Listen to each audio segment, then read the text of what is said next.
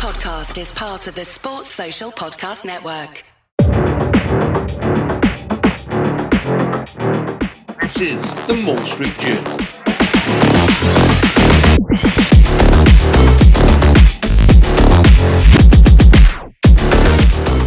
Hello, cheers, and welcome to the Mall Street Journal, the American Rugby pod that brings you all the latest news and reviews for the MLR, the WER, the women's and the men's Eagles, and whatever else we can find as we cast our eyes across the USA rugby landscape. A bit of a hellscape this week, perhaps.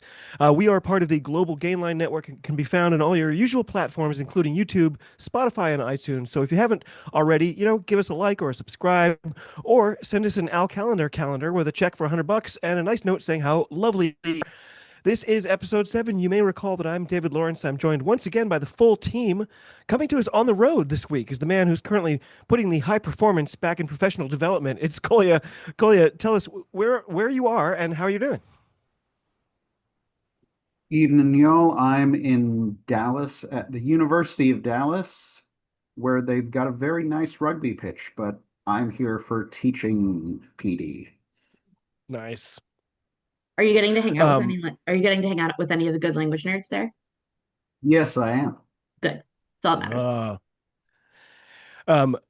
As listeners know, we've kind of been experimenting with a little opening tidbit here. We're going with, what are you listening to? Kolya, what's been in your ears this week? So with all of the turmoil going on in American rugby at the moment, that I'm sure we'll get into, I wanted something light, but also maybe something rugby related. So I've been listening to an old song called Fergie McCormack by Dowry Farrell, which is a rugby comedy song about an Irish fullback who who's walking around, sees a building on fire, and then antics ensue. Please. We are the bravest and strongest.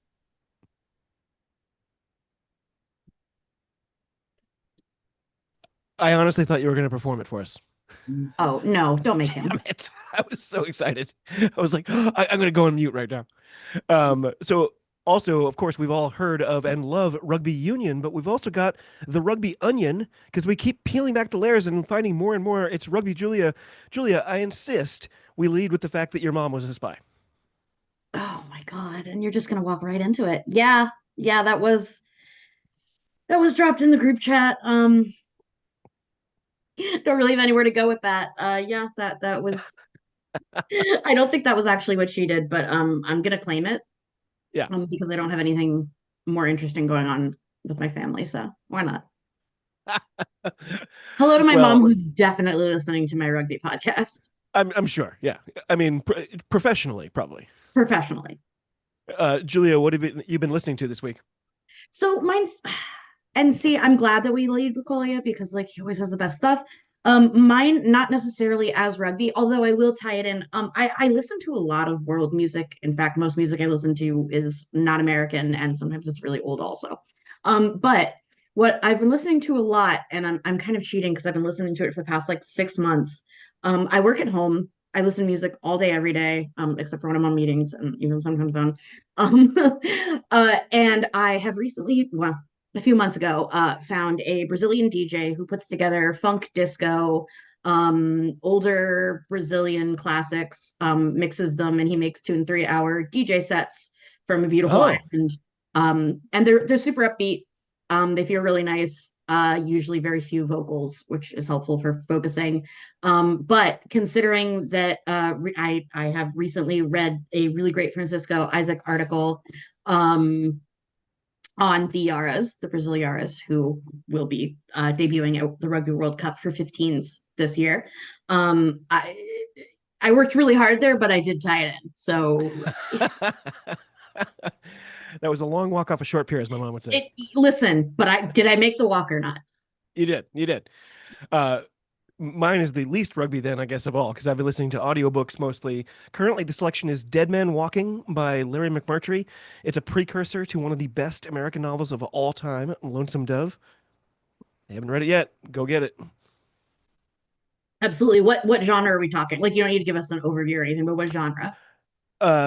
So Larry McMurtry had written many great novels, and then he did this interview where he brilliantly explained how the genre of the Western novel had officially died. It was over.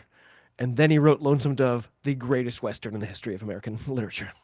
So see, that's super up my alley because the other stuff that the other music that I've been listening to a lot of that really wasn't going to make the podcast make any sense is I've been listening to a lot of psychedelic Western, which is fine. Psychedelic Western. It's 70s funk and disco with Western You can't blended via the just pick magic two things of and the stick them together, computers. Julia. You're not fooling us. It is. It's for doing a bunch of drugs in the desert, Hunter S. Thompson and me. Oh, it's Burning Man soundtrack. Okay. Oh my God. That's great. I'm gonna have to play that for somebody who I love in my life who did a lot of Burning Man. So our tradition, of course, is to start the show with some news. I'm going to toss it over to Kolya. Kolya, not too much to talk about this week. Not a lot of stuff happening on the American front. Oh, just the teams out west merging, and one of the teams in the southeast suspending itself. Which It's a really appears nice to be way of fatal, putting but it. there's no confirmation. Yes. Yes. So the San Diego Legion and LA Rugby have merged to create the California Legion, which will be playing its games at 3 separate stadiums next year, 2 in San Diego, 2 in LA, and 3 somewhere else in Orange County. And then That still doesn't make 8 games. We're gonna worry about it when they get there. Mm. it's later. They don't have a plan. We know they don't have a plan. Like This is really bad for San Diego fans. San Diego fans are the second best fans in the entire league, and they don't deserve this. I don't have a lot of news. Honestly, that kind of leads well into like our top line. I know. Kolya, I don't want to say much, and I don't know much, but you do know some people in the NOLA organization. This must be really, really tough news for you this week. Yes, yes. This sucks. I've got a lot of friends around in and around the organization. The or NOLA was doing a bunch of stuff with youth and pathways programs in the area. They had before one of their matches an LSU rugby alumni match played before one of their matches. They were doing stuff with French immersion schools where Yep. they going. This leaves a huge hole. I mean, just is the headline. There's so much to lose by losing this team. Yes. Yeah, the French connections, there was potential there for a lot of things. There are, and also having lost what we have in Texas before because of various other things, but Texas has also recently lost a team. With the loss of LSU, really, you leave the Gulf almost not serviced at all by professional rugby, and that's if you know American rugby, that's a real disservice. Yeah, we've still got Houston, but we do. Oh, my bad. We do still have Houston. Yeah, but Houston is having its own financial struggles if you go by just word of mouth that they were basically playoffs or busts this year. They made the playoffs, so they're continuing. By the skin of their teeth. Necessarily mean that things Wow. are in the best shape there. That's unnerving. They've been really solid the last few years. That was what I was going to ask Clay, actually, is do you, I mean, in knowing, these teams around and you also know the greater MLR, what do you think the prospects are? I mean, first of all, to say playoffs or bust to a team, it's always shitty. Of course, I come from the women's side. Luckily, we don't have those kinds of ultimatums in America yet, but they definitely do in PWR. We've seen them. So I'm curious. And of course, if you have no insight, that's totally fair. So a little while ago, the president of Old Glory DC came out and did an interview talking about how with any new league, you're going to have speed bumps where you're going to lose teams. The original NFL lost something like 20 something teams in 5 years. I was going to Yep. say, you're going to have that built-in cushion for it. You have to be ready. Yes, yes. And what the Old Glory DC president said in this interview is that losing a team doesn't necessarily mean that the league itself is on poor footing. It could be consolidating to make it stronger so that it could then build out again. Yep. That's fair. If we lose another team for the 2027 season and don't add anyone, then I'd start getting really worried. Yeah. I had been told semi-reliably that we would be looking to expand next year into Mexico even. That was where I So, was going to ask, because Mexico, I mean, obviously Canada has been a perennial conversation. We don't know about that, but I'm just throwing it right, out there because it's been part of the expansion conversation. But Mexico was also recently put on the table. Yes. right. Yeah, and the optimists, I hear that all the time, Collier. It's Alex Maggleby's told me the same thing. It's like, look at Major League Soccer. They expanded too fast, lost a bunch of teams. The teams have come and gone. The core kind of has remained, and now it's become a really established thing that's pretty solid. And I think that's what they're hoping for, but it hurts in the moment. Nola's been there so long. Yes, it really hurts. Like, that NOLA itself is saying that it's just suspending operations, but the Dallas Jackals said the same thing Yeah. Right. when they suspended and they haven't come back. And when you go to the NOLA website, they've done a great job with like the videos that look, you can tell what a party atmosphere it is at those games. Those people are going to what, sit at home and wait for a year and then come back that enthusiastic? Like, I mean, that's what I've wondered as well. And we do actually have, unfortunately, we have test cases for this. We need only look across the pond, and we look at England, and we look at the prospect of Worcester coming back, and just this year, what they've outlined, what the challenges will be. And that's somewhere where, for better or for worse, it's easier to build fan bases and to keep them. It's smaller, it's a more rugby nation, but New Orleans is, for America, it's a rugby town. Yeah. I would hope if anywhere could do it. I It, just it it's so could, baffling. And from like a relative outsider, yes, I'm learning more, I'm getting more into it, but NOLA has kind of always been what you would have considered a staple in terms of the region. it's funny that you mentioned the Houston thing about the playoffs or bust. NOLA had a similar thing this year where they were like, we're making it to the playoffs, but they kind of announced that that was their goal. And then they did, and then weren't any good.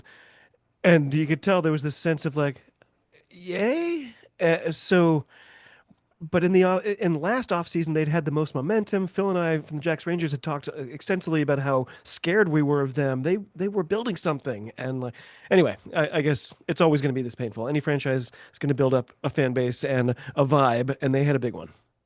yes, and they had the best kits and best training gear of any of the teams. I think the only two teams that had quartered kits are now gone. NOLA did it, and the Jackals did it. Yeah, yeah, and I there's like the quartered something kits. else I want to talk about that's related to NOLA going down and with NOLA's kits and all is a problem with American rugby merchandising. Mm. So right now, MLR sends everyone, if you want merch, to shopmlr.com, where they have a shirt and the kit. And the kit is exceedingly overpriced for the market. If you actually go to clubs, you'll be able to get other merchandise, but that merchandise, for some reason, isn't allowed to be sold online. Yep. And this is for some reason a new thing that has come in because NOLA used to have its own shop where you could get all sorts of different stuff from dog collars to training kit to just anything. Like a physical brick and mortar store? Or you mean at the stadium when you go to the games? Yeah, at the stadium, but also you could get it online. Okay. Yeah, the same way that OGDC will have stuff at Audi Field in the pro shop for, Yes, Right. yes. yeah, the soccer teams. But Same with Houston SaberCats, but if you go to Old Glory DC or Houston SaberCats, you won't be able to get that stuff. Hmm. And this is a it's a problem very big thing. with the American rugby landscape, where right now, if we want any sort of merchandise for a team anywhere, it basically has to come through either shopmlr.com or worldrugbyshop.com. Mm. And And that's one of the things that that showed, in my opinion, and to a lot of people who have looked at the history of things like the growth of MLS, which you brought up, is that MLS started gaining momentum when people just started wearing Yep. random soccer shirts everywhere. Yeah, Mm. It became absolutely. a fashion thing. Rugby itself is like that. We're looking at, we actually have seen very much that phenomenon in WER. Yeah.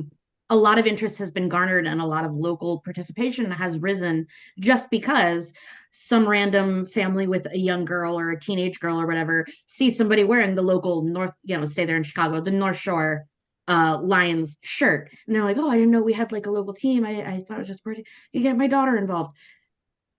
That's Yeah. how you do it. Yes, but It's so rare to see somebody wearing any rugby kit. I make an ass of myself whenever a couple months ago, I actually saw somebody wearing a Harlequins jersey, and I was just like, Harlequins! And he was like, yeah, okay. I will say I have, mine is only anecdotal, but I do have anecdotal evidence. I have been stopped a few times actually in various places. Again, I am right outside of DC. It's a super heavy soccer town anyway, but I wear my USA Rugby jerseys sometimes to just do errands or when I'm downtown anyway. Because I would love it if people were like, "Oh, I didn't know we had a rugby team." But I've had a lot of people just be like, "What team is that?" We have a national rugby team. And before the other weekend, I could have been like, you should get these tickets. They're dirt cheap. Like, come through, come see it. I have no idea if that worked, but it's another entry. yes, yes, it's an entryway into the sport, and it's something that makes rugby visible. Exactly. Where right now MLR seems to be focusing, and rugby in general outside of WER and some local clubs seem to be focusing instead on, we've got this ESPN Plus deal where there's no advertising for it. Or And that's a hard sell. I mean, this is something that we've been fighting against a lot. We're fighting against it right now with the upcoming Rugby World Cup, but just the fight of being like, you should get CBS Plus, or like whatever the hell it is. It's Paramount now, CBS. You won't know which is on which. Everyone's already mad, and the Rugby Network is one of the worst bargains next to Flow. yeah, Why are you making everything harder to see rugby? yes. What this country needs now is blockades and I was going to stumbling say blocks. what we really need is something else to pay for, because you already got Yes. to pay for your VPN to see half the stuff anyway. Yeah, people really appreciate that. Yeah, absolutely. And I mean, I've been reading a lot of coverage of the various kits that have been coming out for the Women's Rugby World Cup, and I went on our website, and we were talking about it in our group chat. It's a pretty nice jersey. It's Macron, but Yeah. it's a pretty nice jersey considering. Looks pretty good. I was definitely gonna go get one. It's $140 plus shipping. Yes, which is absolutely ridiculous for our market. So the Wales jersey, Yeah. I asked my friends, $82 in Wales, 82 pounds, but 82 It's local 82 pounds, dollars. $120 though? What is 82 pounds is what, $120, something Oh, like I that? mean, yeah, I guess it would be up. Well, no, at this point. That's I for a don't really different podcast. But at this point, no, it's probably around 100. know. Okay. Yeah. It's always bothered me that any France kit looks better than any American kit with the same I mean, color scheme. They're like, you their know what? Adidas partnership is so solid. A lot of people consider the Adidas tricolor stripes like art. I don't know what they would do if they ever like moved to Castor or Especially our men, we often look like coffee cups from the mid 90s. I'm excited for you two to see, and if you haven't already seen them, I'm excited for you to see the Italy kit for the World Cup. I Oh, have my like I like it, but it's very controversial right now about okay. how it looks. But you may end up saying that it looks like a Dixie cup, It's or got a big Mussolini right on the front. it's oh my God, you're just going for it today. Um, no Mussolini, but it does have I don't know what to call it when it's got the little like you can only see it in the light, the inset, whatever, but it's got like filigree. It's very Italian filigree, but Oh, it ends up on the white away one. It does end up making them look like a teacup. oh But wow. I meant Mussolini, like not the dictator, but like as a sponsor. oh, that's worse. Okay, we apologize for how late we are this week. Neither the men nor the women for USA played this past weekend, so we were on tenterhooks for the squad announcement for a massive game this coming weekend. We finally got the list. Collier, do you have it in front of you? Would you do the honor of reading out our 23? If you don't, I have it. So we've got Hope Rogers, Catherine Treader, Teas Sagapoulou, Haley Tafu, Erica Gerald Cersei, Kate Zachary, Georgie Paris Redding, and Frida Tafuna in our front row. Back row, Cass Bargel, Mackenzie Hawkins, Lottie Sharp, Alev Kelter, Alona Mar, Cheta Emba, and Bulu Matai Toga. Hopefully, I didn't just butcher those names. I think I that was pretty can good. help you. I can help you with any of them. Yeah, what a lineup. Do you see the bench as well there? We've got some nice names on the bench that I like as well. Would you like me to read them? Sure, Julia, go ahead. Sure. So it's Paige Stathopoulos, Maya Learned, Olivia Leatherman, Rachel Erickey, Talia Brody, Olivia Ortiz, Emily Henrich, and Soraya Ibarra. Um, super happy to see some of these names. Julia, why don't you get us started? Like, how did this roster compare to the one that you undoubtedly had lined up in your head? Yeah, I'm happy with this lineup. Especially, we don't need to, but if you are curious, I would recommend people who are invested go look at the Canada lineup. It's pretty obvious to We'll me. get to it.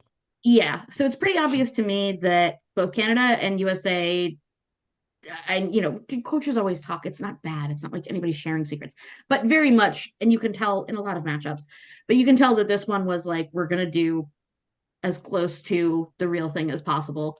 Because you never want it to be like, oh, oops, we did half of our B side and you did your all A side. It's gonna be terrible. This looks to me like, as I predicted, this looks to me like probably what he wants to start most of the time. Hmm. Or as close as possible. The bench backs me up. I really hope I'm wrong about a few specific people, um, but overall, this is a team that to me, I have confidence in this team. Um, Is this I your starting 15? I see the vision. What? Is this your starting 15? No, this is not my starting 15. Um, but I see the vision, and when you look, specifically when you look at Canada's lineup, um, I think there are a few potential mistakes for us. Um, but Canada's looks a little different than what you'd expect. And I know we're going to get to it, but there are a few that are in very strange places. Um, yeah, no, I don't really know how much to keep hedging, but it's not my starting 15. It's close. Collier, what about you? What are your biggest surprises when you look at our 23? Well, I'm happy to see the or some of the people who played really well in DC keep their positions. Mm. Mhm. Agreed. Really happy with that. I fear for this match coming up, and I'm sure we'll get to that when we look at the Canada lineup.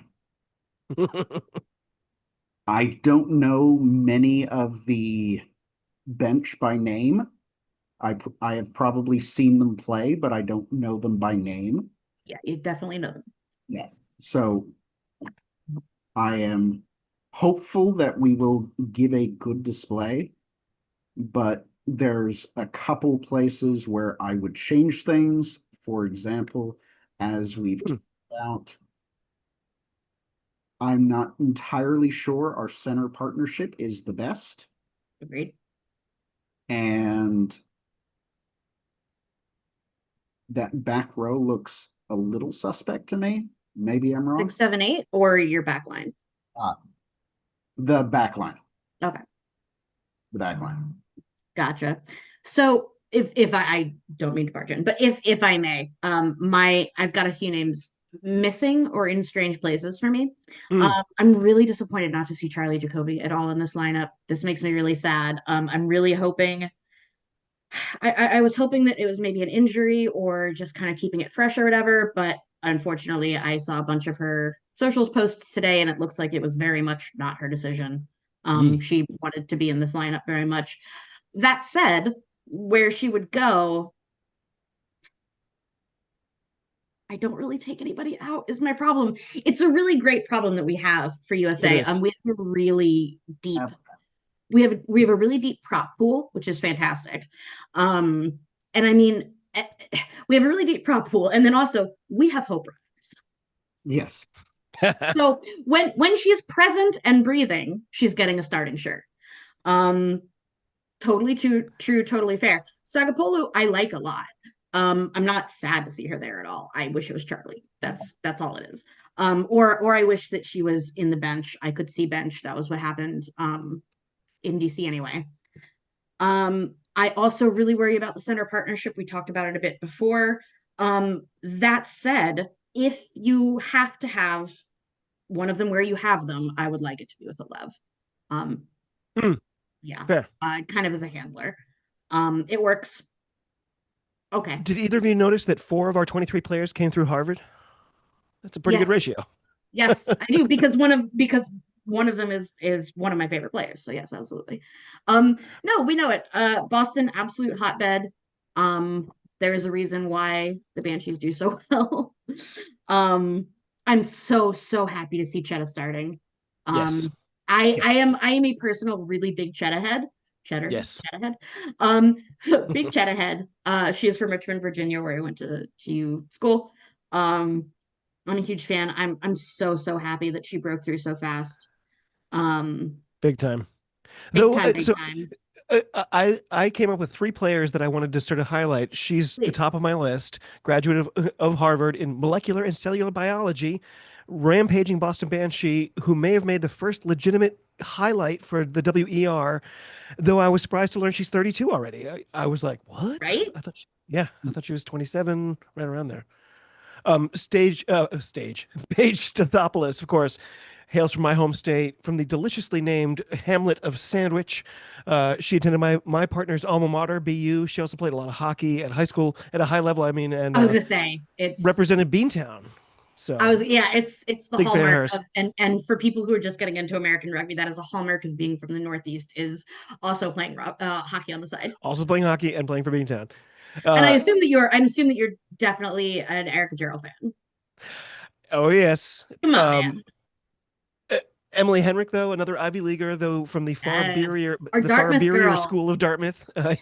She, Who is if we can't have Tess Fury, which I'm still upset about, we don't need to go on right. about it. I'm really upset she's not in the traveling squad at all. Um, but Emily Henrich also, the closest thing we're gonna get to our Sophie DeGoody is also that her mom was a USA Eagle. I thought you were going to steal my thunder here. She's also a nationally ranked aerial skier. I'll have you know. Yes, oh my God, so true. So it's a little bit of Helen Nelson in there too. We're coming. Oh, I apologize. I said 3, but I wanted to add Olivia Ortiz because anyone who can make it at this level while being under 5 feet tall has my full support, no matter what. I mean, you're right. She's under 5 feet tall. I really encourage anybody who has any doubts or is just curious about this team at all and doesn't know Olivia Ortiz, go to her Instagram and watch her work out. I'm relatively positive she doesn't have body fat. She's just jacked and tiny. I Yeah. feel like if she hit me, it would feel like getting hit by a literal wrecking ball, but like one from, yeah, just a tiny little vortex. Kalia, what about you? Who are some, what are some names that jumped off this sheet for you? So, as you said, Hope Rogers, Cheta Emba,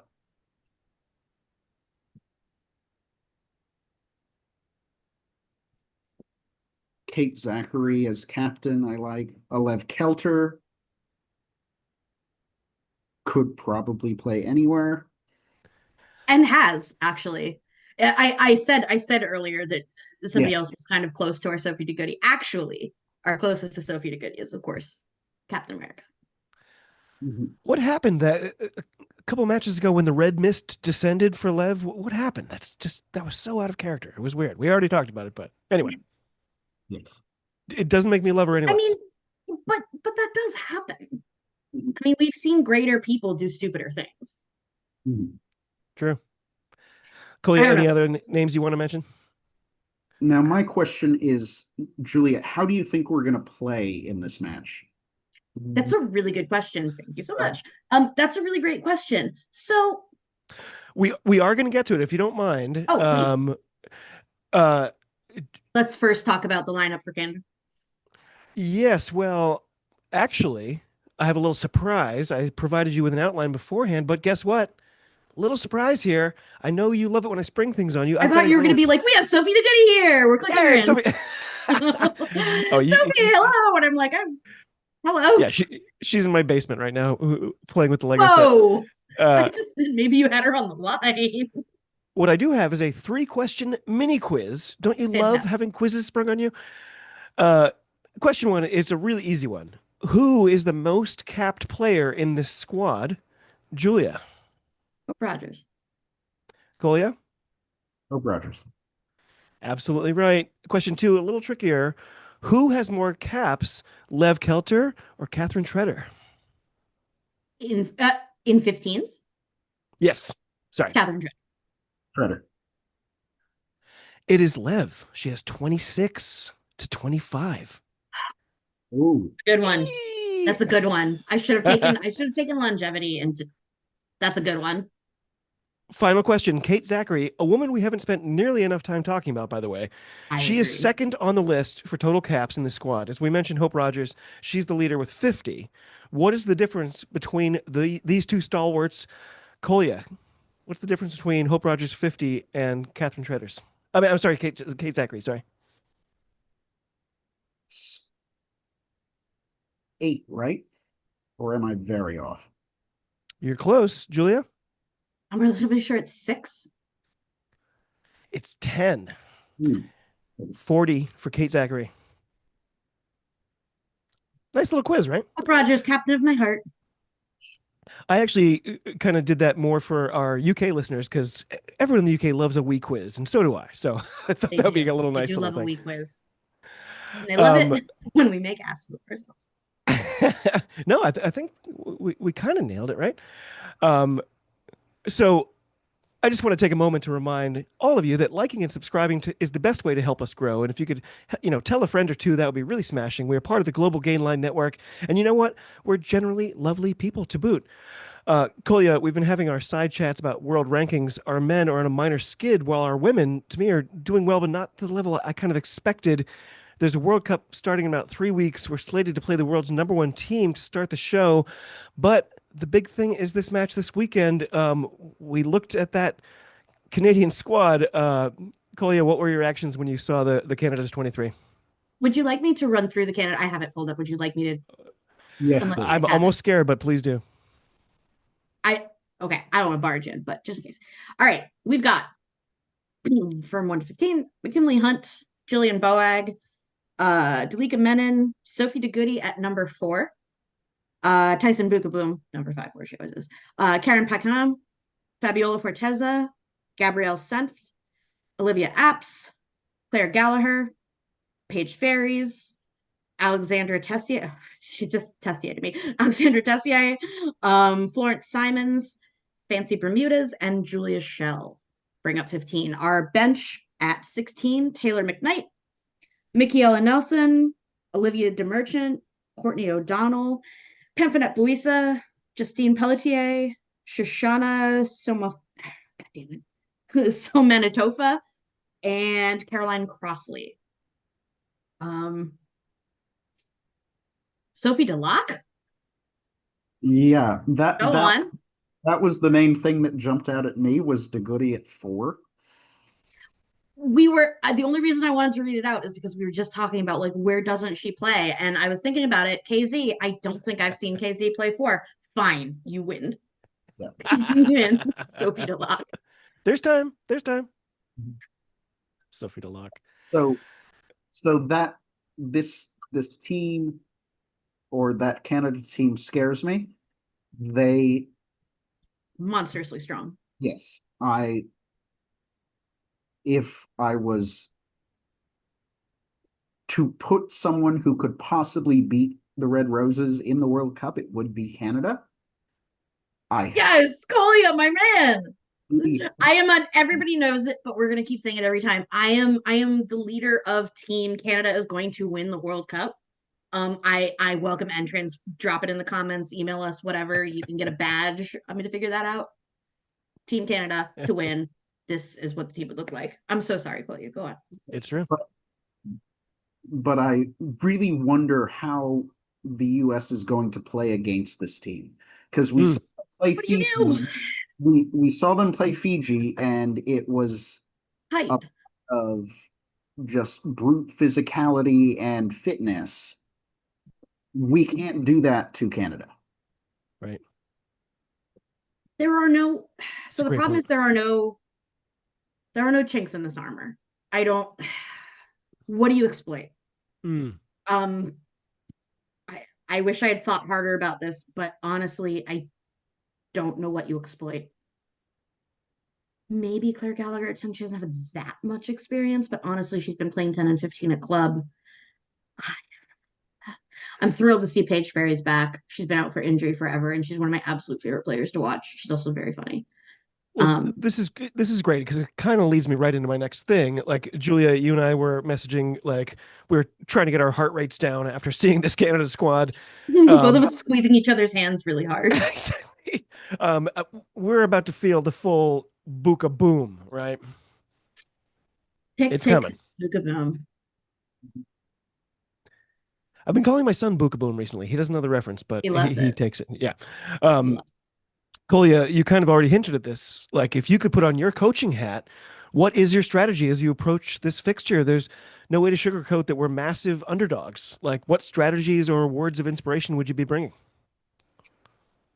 So when you play a team, when you are massive underdogs, the two real things you can do are you either go the Italian strategy of just putting or getting everyone messed up in the mud, having it slow down as much as you can and keep that score down.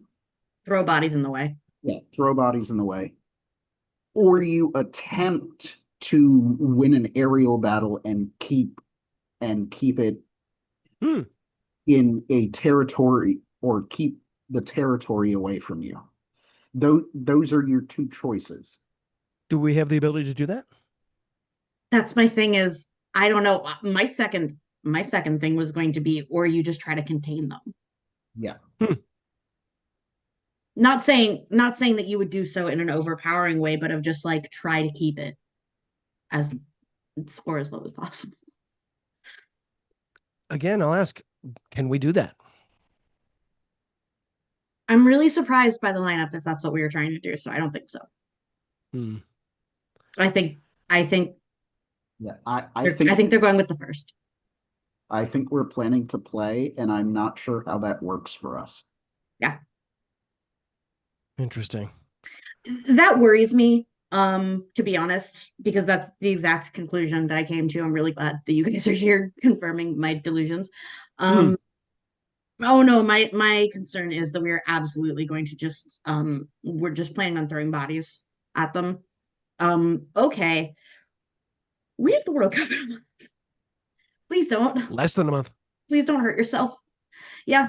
By tomorrow it'll be less than a month. I think the 22nd is our opening match, right? Mhm. Yeah. Wow. 3 weeks from tomorrow. Oh my gosh. And Jarring. in any other year and in any other like posture, this would be a really great learning match. Yeah. But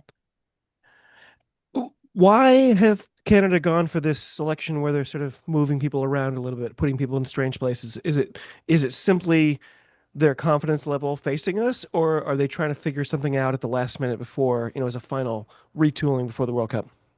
I think they're thinking past us. Hmm.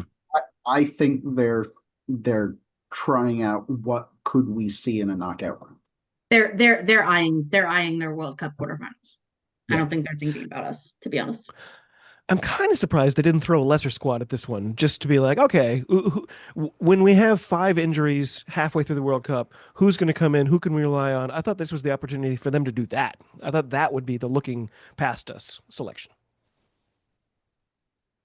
I think that's what they saw their last match as. Yes. Good point. To be honest, I mean, we've been talking about. I know we've been harping on Sophie DeGoody. We love Sophie DeGoody. Starting her and then in a super out of position. Um, honestly, it just to me, in my not knowing that much about what's going on in Rue's head, uh, that's just trying stuff because we're not a threat. I think. To Remember, they have a lot of confidence to portray right now. They're eyeing England. We're not eyeing England. Yes. To me, it says they've seen something in their preparation for whoever they play in the knockouts, and they Mm. playing this lineup works. So we're going to see them play us like it's a knockout match in a pre-World Cup test.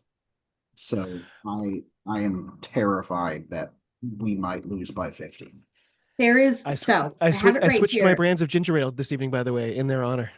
Usually go with the Schweppes, but tonight little Canada Dry. Just Well, I just to throw it out there for maths or for consideration's sake. The quarterfinals in terms of how the pools are and what we know about all of the teams and what we know about rugby ball knowers. It's very likely that the quarterfinals are going to be Canada versus Australia for them. There is a small chance that USA beats Australia. We're going to learn a lot from the Australia Wales match tomorrow. mm. Um, but in terms of our pool, which is us, Canada, Australia, and Scotland. Knowing what we know, for By the me, way, the Julia, most likely is Canada, Australia. I think that's what they're eyeing. is it like, What if the alt universe where in Australia right now, because Charlotte Caslick, Sevens star, boom, right into the Wallaroos at the center, scores a try. Everyone's all up. Beautiful. Is she Alona Mara in Australia? Uh, they would both say yes, and so I'm going to say yes. Sure. They're Sorry, friends. I love that they're friends. I me love too. their friendship. They both have similar like vibes in terms of who the role that they play within their teams. Yeah, Um, personally, I'd be a little bit more worried about Charlotte Caslick in terms of mastery, but so she's yeah, probably very later in her much, career. very much my Sorry, vibes. sorry, Collier, go ahead. what do we make of what's going on with the Scotland camp right now? Hmm. Because they seem to be imploding. So It was a nice comeback implosion. against Italy. Are we talking about the women? Because I was impressed how they fought back. They could have given up. Do you not know about this part, David? No. Oh, so Captain Dr. Rachel Malcolm came out. This is something that actually we've known. My other podcast, Women's Rugby Treehouse, we've been tracking this pretty closely. Scotland has been having some problems about their contracting for a while now. Their coach, Brian Eason, is not signing on for after World Cup. He has recently said that he will step down. Not he will leave, not that he's got another offer, but that he will step down. Um, there are murmurings that there has been similar mistreatment to what we heard in the Wales case. Um, Really? Yes. So there have been, I don't want to blow up too many spots because I do have some folks who have talked to me. I'm just waiting to find out what happens. Obviously, the message has been like, we are unhappy.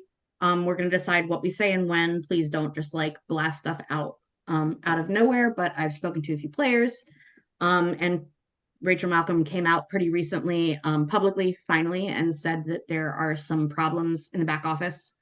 Um, the contracts have not been dealt out fairly, and the way that people have been informed that they are not, for example, going to the World Cup, or that they are no longer going to be contracted at all. Christine Belial being one of them. She was the biggest one. CB was the one who came out about it. But a few other names have also been left off, that were a surprise. It has apparently cratered morale, is what Chloe is talking about. Morale has taken a big hit. You could also see in their performance against Italy, it's not good. It doesn't feel like the Scotland that we know and love. And if you looked at the lineup that they just put out for against Ireland, I have a lot of questions about that one, but that's not this podcast. Yeah. But that's a weird lineup if you go and look. And I think that will. But yeah, there's morale to wrap it up. And I hate to say it, maybe it'll work in her pool's favor. That's disgusting, and I wish I didn't say it, but I have to say it out loud.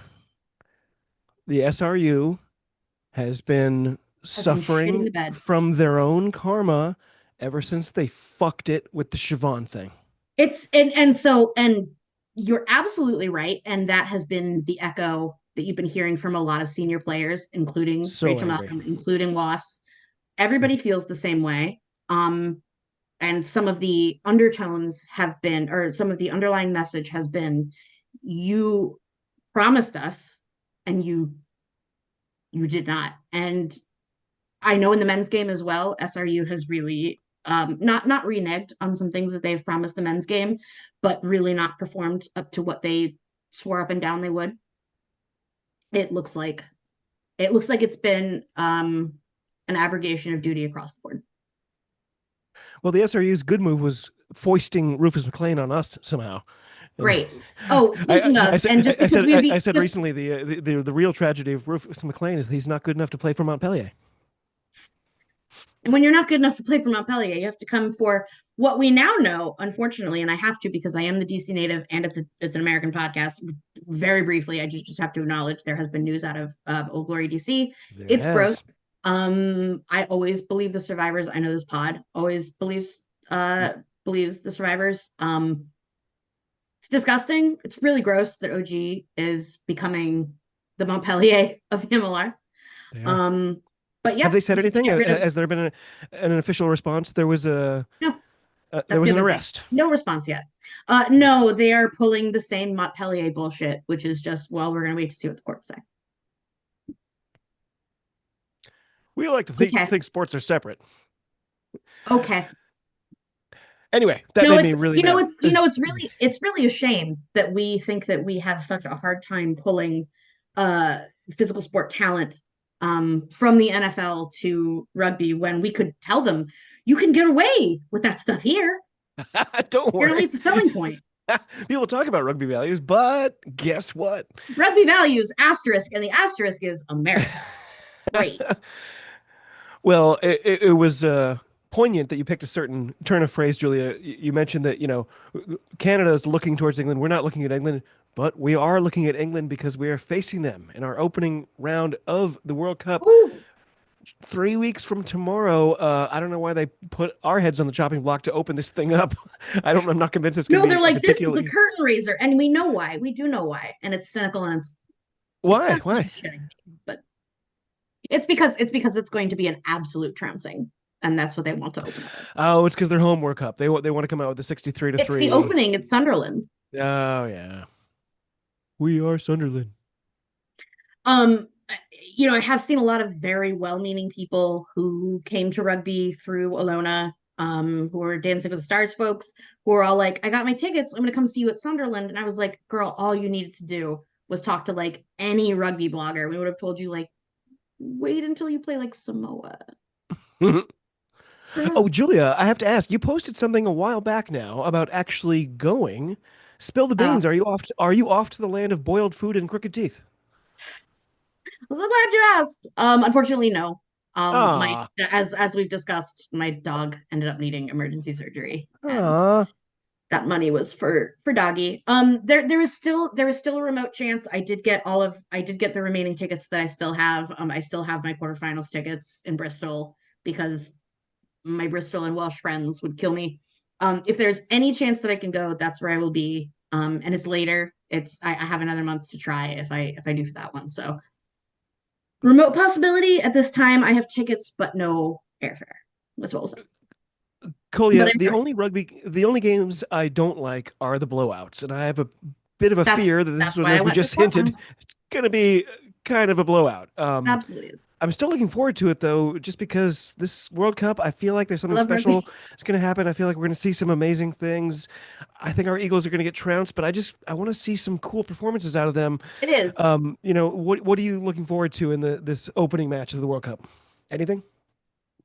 Of course, I'm still excited to see how they perform. I still think that we're going to bring the best products that we have out of USA Rugby. Um, in terms of how they perform, if we hadn't have been talking about our match against Canada soon, I would say that I'm going to wait to see how that goes. From what we saw from Fiji, I think we're gonna I think we're gonna play the best rugby that we can. I don't guarantee that we make it to quarterfinals. I don't think we do at this point, but I need to see how Australia play against Wales, and I need to see how we play against Canada. Kolya, what's a positive outcome from our match against England? Uh, they don't score 100. Yeah, I don't think it'll be I that don't think they bad. will. I don't think they will. No, I don't think it'll be that bad. I think, and this is an old thought exercise that David and I used to do long ago. Um, what would be a win to me? And then obviously I want to know you guys as well. What would be a win to me is if we can keep them to within like 24 to 30 to a point difference. Mhm. I'd be happy with Hmm. it. Yes, It yes. can't be a 60-point blowout again. That's where I'm at. I, I'd agree if we want to build on that Alonamar hype train that you referenced, losing by more than, say, 20 would be probably too much. We would build no momentum. Yes.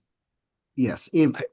If we can show that we're the scrappy underdogs that have kept England at bay and maybe given some hope for maybe this team can make the quarterfinals, maybe even further than that, and maybe there's a chink in the Red Roses armor that the US has shown.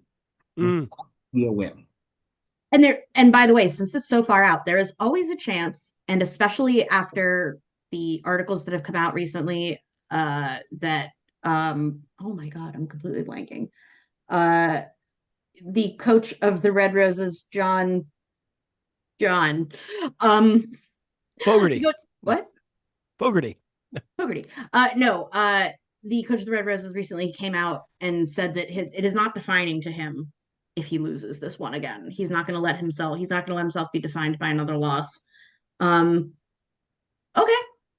They might get really cocky and they might field an inferior team to us, or he might try to get cute. He might try to get cute and crafty Mm. and come up with something like out of the box and being like, we're so good we could play Zoe Aldcroft at center. I'm like, okay, that could happen. I feel like they might be able to do that anyway. And this feels like the most American That's take fine. possible, We'll put but Kate Zachary at center. They'll play. I feel like we have to show offense in this game. Like I don't think anyone expects us to win. We're expected to get hammered. If we get hammered but don't score anything, that means that nothing's working right. If we get beaten heavily but have scored 3 tries or 4, I think other teams are Means going to there's go, something wrong. the USA knows what they're doing right now. If we can show that there's something to work with, I will be happy. Yeah. I think that's what you want. So, so my other big thing, and I put this in our group chat earlier in the week. I asked whether you think Paramount Plus will have their own people there or the world feed, Mm. mainly because It'd be great if we could have our own. it would be wonderful if we have our own, but if we have to listen to an 80-minute soliloquy about the How great the Red Roses are. roses are as we are being tanked, I will not be able to finish that match. You're That is absolutely a right. great point. Actually, I've been thinking about the same thing. Is just that, like, for example, and absolutely everybody, every other person loves Nick. I can't listen to him like shit talk us for 80 minutes. I can't listen to Sarah Orchard be mean about us. No, I would love it if like we had Wendy and Bree. Like it would be great if we had them from WBR. Amazing. We all know. No, I I really wonder. They could do that, but usually if there's a way to screw the pooch, they will find it. they will, but we don't have to suffer it. Oh, absolutely, the BBC feed is going to be disgusting. We don't have to listen to it though. Yeah. Especially, and no, Coley is absolutely right.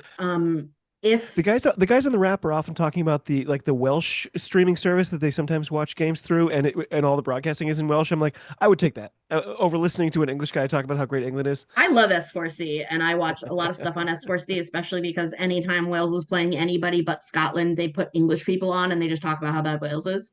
Yeah, no, absolutely. Um,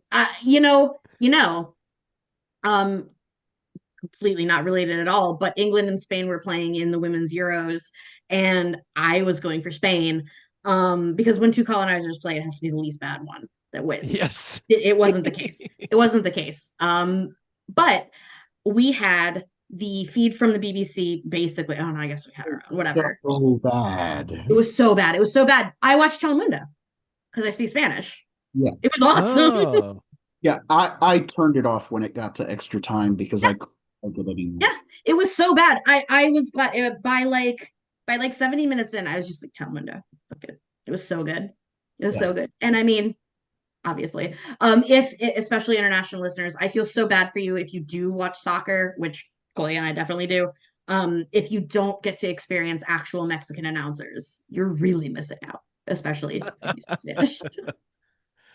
So here's my question for either of you. Both of you have coaching roles in your lives. It's very likely we're going to get our butts kicked in this opening match in the World Cup, but we have some winnable games after that.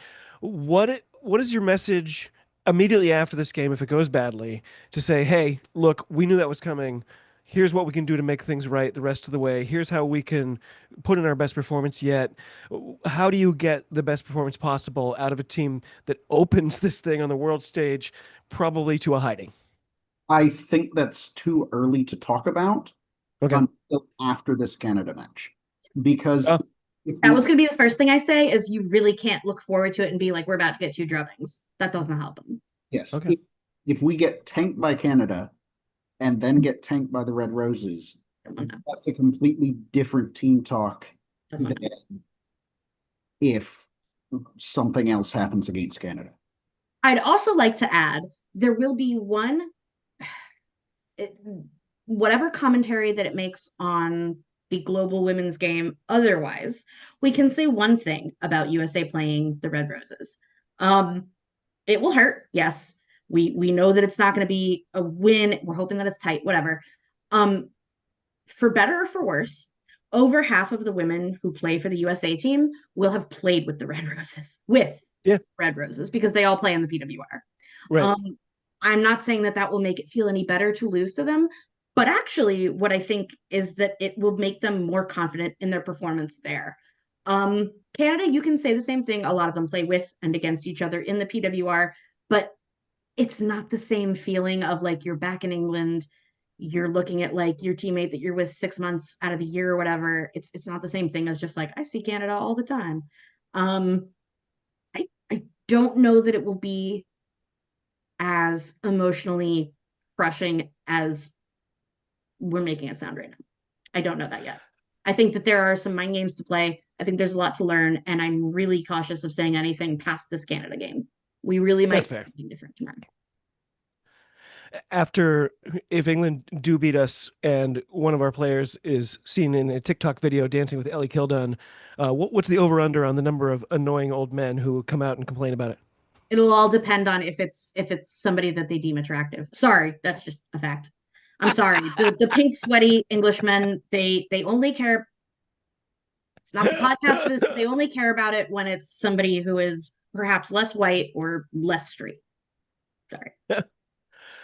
Well, other podcasts can't find much to talk about in July, but boy, howdy, we've got you covered here. Thanks to Lee, thanks to Hugh, thanks to all the folks at The Wrap, and to all of you for coming along and watching and listening. We're on YouTube. We're on all the usual platforms for audio pods. We just hit 235 subscribers on YouTube, so if you can help out by spreading the word, that would be phenomenal. Okay, it's the big if time.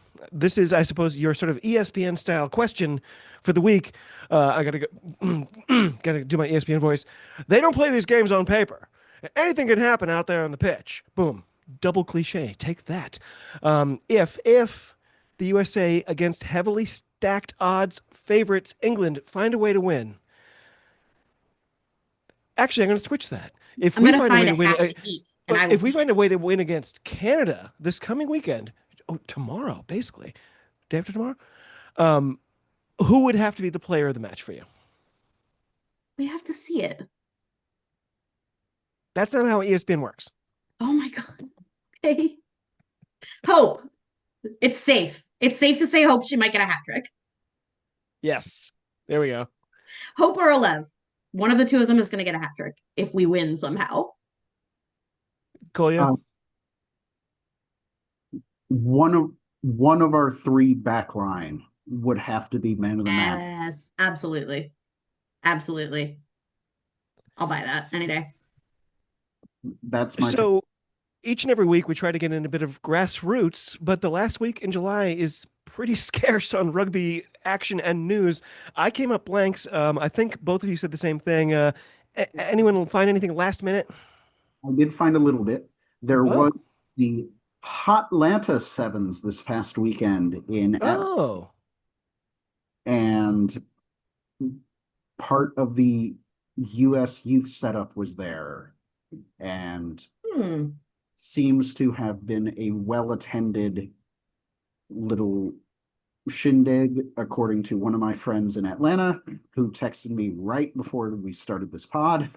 Nice. You definitely want to be playing sevens in Atlanta at the end of July. Oh my god. That's the And there is yes. not Charlottesville. What am I thinking? The other big city in Atlanta that isn't, or the other one in Georgia that isn't. I'm sorry, Savannah. Savannah has a sevens tournament that's in like the beginning of August, and it is hell. You drink a lot though, so Oh my God, in August. and you get haunted. You get haunted. It's so much fun. I actually discovered one tiny thing because I was chatting with Wheelsy from the Free Jacks. He's over in Wales right now because he's there with our junior jacks who are participating in a tournament there. Just recently, Great our name. academy guys went to Scotland, and now our juniors are in Wales. So it's just nice to know those things are happening. Junior Jacks. All doom and gloom I'm over. sorry. It's Yeah, not yeah. all doom and gloom. I'm assuming our junior jacks are about to win 3 championships in a row in Wales In Wales, absolutely. 100%. against the actual Walesmen. I was gonna say where they're born with a rugby ball in their hand. Okay. Okay, we do need our predictions. I'm horrified to say I've got Canada winning 42-5. Kolya, Okay. what about you? I'll be a little more positive. 34-17 Canada. I like us getting 17, Julia. I was gonna say 30-17. Oh, 17 would be good. Like you kind of mentioned earlier, Julia, like what's a win for us? 17 points for us in a non-blowout loss. That's a huge win for us That's in this fine. game. I Yep. like it. That's where I'd be happy. Any final thoughts for either of you? Not for this one. Boy, this is the most like content we had coming into it, I think, in a while. Especially the non-match related content. It's been great though. I feel like we're getting better at this every week, and it's just been really fun. I'm glad it's late in the week, but I'm glad we worked it out to all be here together at the same time. I think the power of us at 3 is better than any combination of 2 of us. Yes. Yes, and one of the other things going on in rugby right now is talk about where should the British and Irish Lions tour in. Oh no, he's diving in. You gonna say, go on, Have it say be it, the US right now. say it. Have it be the US right now. Say it. Oh my God, they're gonna find you, Kolya. And so here's the thing: is it's so smart of you to not be on social media and to say something like that.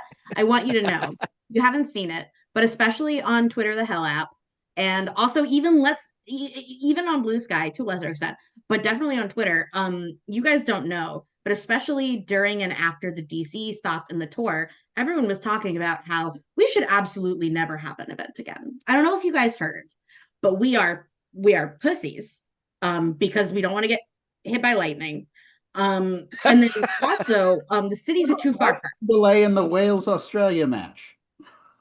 The cities are too far apart, Kolya. You can't do it.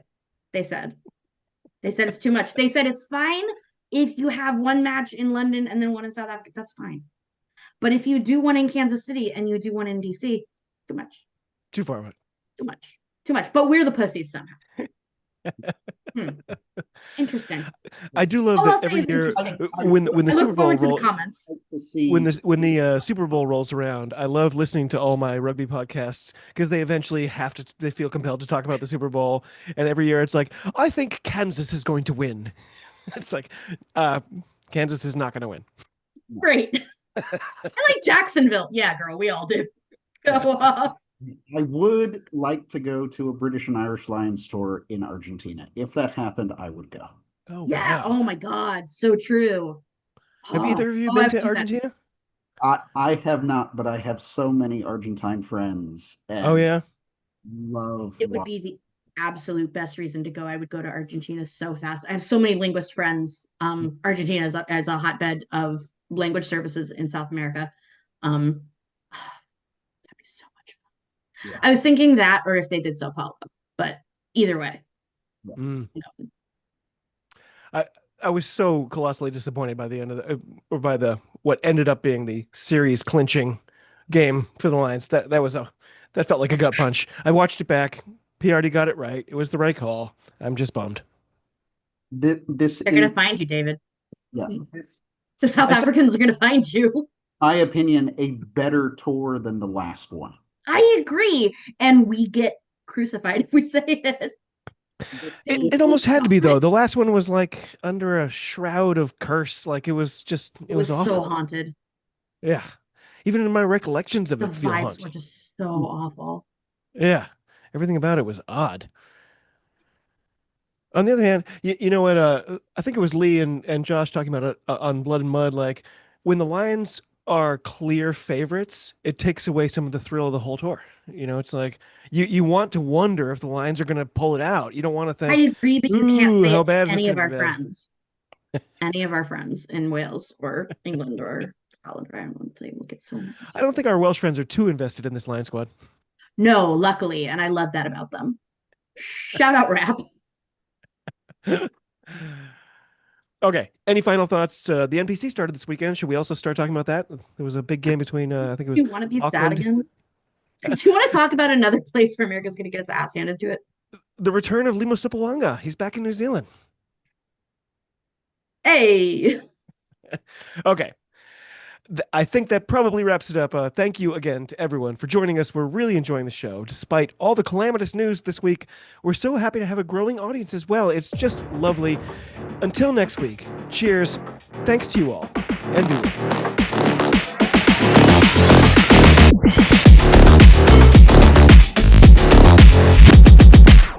That was the Wall Street Journal.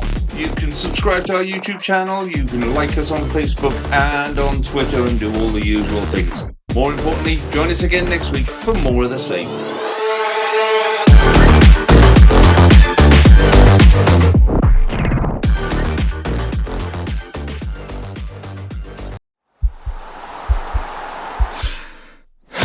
This podcast is part of the Sports Social Podcast Network.